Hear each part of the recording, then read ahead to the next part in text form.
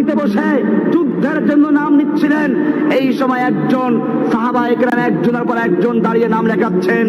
একজন মহিলা নিজের দুধের সন্তানকে এনে পেশ করছেন, ইয়া রাসূলুল্লাহ, আমার এই দুধের শিশুটিকে আপনি জিহাদের জন্য কবুল করে নিন।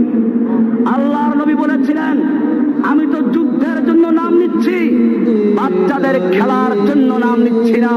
তোমার এই বাচ্চা না তীর চালাতে পারবে, না তরবারি চালাতে পারবে, না ঘোড়ায় বসতে পারবে, না উঠে বসতে পারবে, না ঢাল ঘুরাতে পারবে।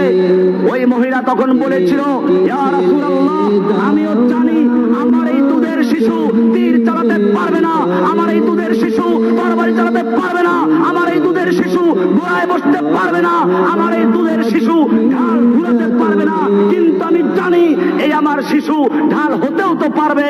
আপনাকে লক্ষ্য করে যখন দুশমনরা তীর ছুঁড়ে মারবে, আপনাকে লক্ষ্য করে যখন দুশমনরা তরবারি আঘাত করবে, সেই মুহূর্তে আপনার সামনে আমার এই দুধের সন্তানকে ঢাল স্বরূপ পিঠে ধরবেন, আমার সন্তান টুকরো টুকরো হবে, আপনার দেহ রক্ষা হবে, আমি সেজন্য দান করেছি।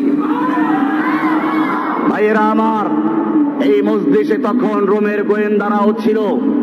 সেই গোয়েন্দারা গিয়ে রোম সম্রাটকে বলল, খবরদার মুসলমানদের সঙ্গে যুদ্ধ করে বিজয় লাভ করার স্বপ্ন দেখো না।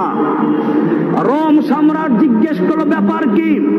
মুসলমানদের সৈন্য কি আমাদের চেয়ে অনেক বেশি? গোয়েন্দারা বলল, না, সৈন্য তাদের অনেক কম। বলে, তাহলে তাদের কি অস্ত্র অনেক বেশি? বলে, না, তাদের অস্ত্র নেই। তাহলে কি তাদের গায়ে শক্তি অনেক বেশি? বলে, না, তারা জীর্ণ শীর্ণ শুকনো রুটি খায়। তখন রোমের সম্রাট রাগ করে বলল, কেন আমাকে ভয় দেখাচ্ছ? আমার সাহস ভেঙে দিচ্ছ।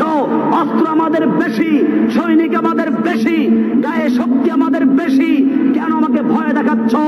রোমের গোয়েন্দারা বলেছিল, সম্রাট জাহাপনা, অস্ত্র তোমার বেশি হতে পারে, তোমার সৈন্য সংখ্যা বেশি হতে পারে, শক্তি তোমাদের গায়ে বেশি হতে পারে, কিন্তু জেনে রাখো, তোমার সৈনিকদের কাছে সুন্দরী নারী আর যুবতী যত বেশি প্রিয়, আর মদের বেলা যত বেশি প্রিয়, মুহাম্মাদের সৈনিকদের কাছে আল্লাহ রাস্তায় জীবন দেওয়া তার চেয়ে বেশি প্রিয়।